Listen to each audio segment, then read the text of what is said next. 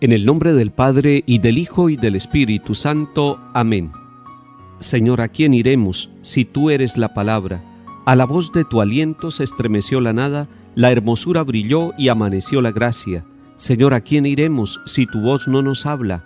Nos hablas en las voces de tu voz semejanza, en los goces pequeños y en las angustias largas. Señor, ¿a quién iremos si tú eres la palabra? En los silencios íntimos donde se siente el alma, tu clara voz creadora despierta la nostalgia. ¿A quién iremos, Verbo, entre tantas palabras? Al golpe de la vida perdemos la esperanza, hemos roto el camino y el roce de tu planta. ¿A dónde iremos, dinos, Señor, si no nos hablas? Verbo del Padre, verbo de todas las mañanas, de las tardes serenas, de las noches cansadas. ¿A dónde iremos, Verbo, si tú eres la palabra? Amén.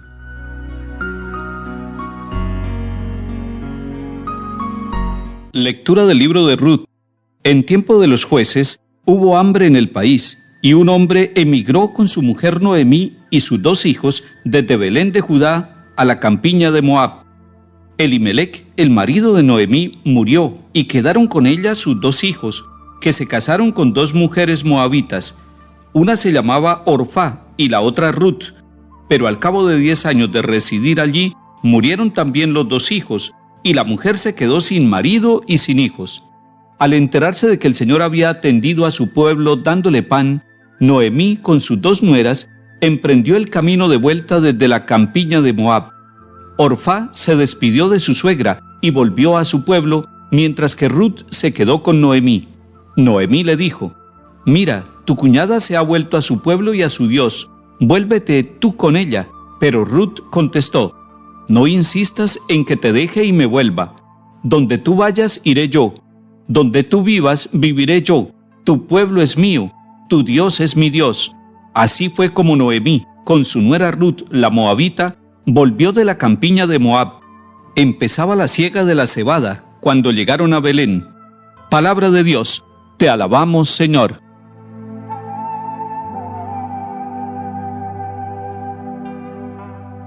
El libro de Ruth es un hermoso libro del Antiguo Testamento, es palabra de Dios y tiene solamente 4 capítulos. Usted lo puede buscar en su Biblia y se lo recomiendo que lo lea, porque allí va a encontrar motivaciones para vivir en medio de la adversidad, en medio de las luchas, en medio de las pruebas que pueda presentar la vida. Porque eso es lo que nos está presentando el capítulo 1, una dificultad, el hambre. Y esta familia conformada por Elimelec y su esposa Noemí, tiene que salir con sus 2 hijos, emigrar para otra parte, buscar otro país. En este caso se van para la campiña de Moab. Ellos habitaban en Belén, y para ir a la campiña de Moab tienen que pasar el Mar Muerto, tienen que pasar el Jordán, ir al otro lado, ir a otro territorio. Esto que le sucede a la familia de Elimelec y Noemí le puede pasar a cualquier familia del mundo, pero también le puede pasar a una nación completa. Tienen que emigrar, tienen que irse a otra parte a buscar el alimento. Es una situación adversa. Es que el solo hecho de tener que abandonar su propia tierra, su cultura, su país y todo lo que tienen es doloroso. Solamente el que haya tenido que vivir una migración, un desplazamiento, puede entender a profundidad lo que pasa en este capítulo 1 y lo que sucede en estos 4 capítulos del libro de Ruth.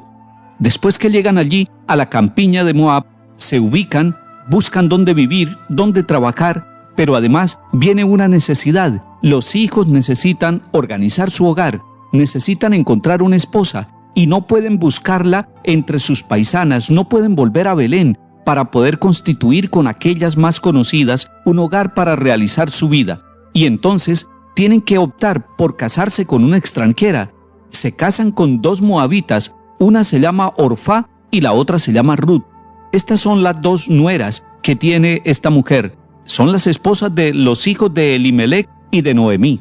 Pero las dificultades continúan, y entonces primero muere Elimelec, queda viuda Noemí, y como si fuera poco, después mueren los 2 hijos de ella, queda sin los hijos, queda sin el esposo, queda solamente con sus 2 nueras extranjeras.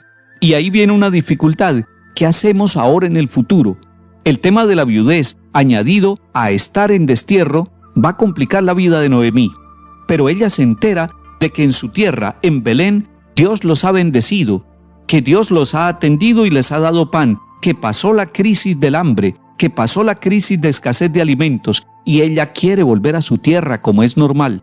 Y entonces se va con sus 2 nueras, pero una de ellas, Orfá, nos lo dice hoy el capítulo 1 del libro de Ruth, le dice a su suegra que ella retorna a su propia tierra, que no quiere irse a una tierra extranjera, y esto es normal. Son en realidad 3 viudas, 3 mujeres que tendrían que aventurarse en una situación difícil donde la mujer viuda es un signo de abandono, de soledad, de tristeza. Orfá se va para su propia tierra, para su propia familia, mientras que Ruth está con su suegra y Noemí le dice directamente, regresa también a tu tierra, pero ella le dice algo hermoso, algo que manifiesta la comunión y la unidad de esta mujer con su suegra.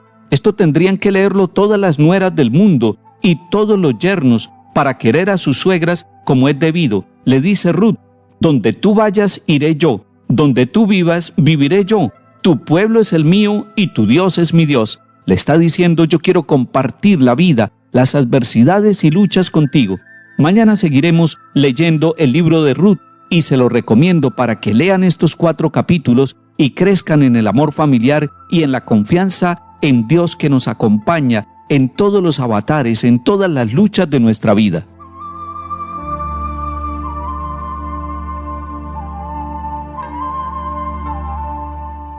Salmo 145.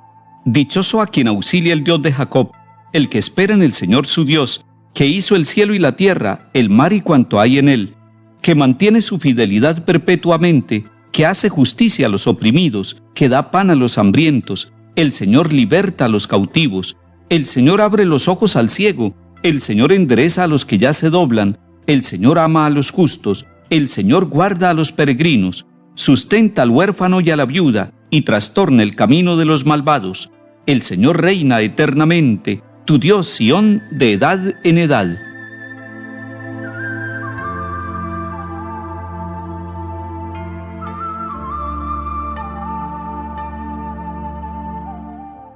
Lectura del Santo Evangelio según San Mateo capítulo 22.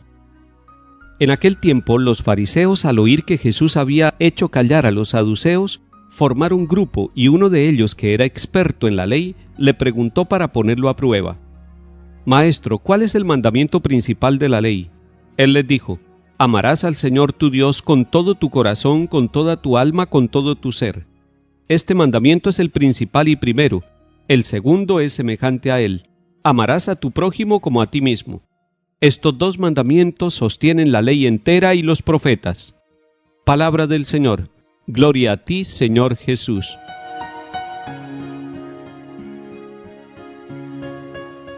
Cuando ustedes escuchen la palabra fariseos, no vayan a pensar en que son hipócritas, no. Ellos son una secta religiosa dentro del pueblo judío allá en tiempo de Jesús. Los fariseos eran unos cumplidores estrictos de la ley, vivían la ley por la ley.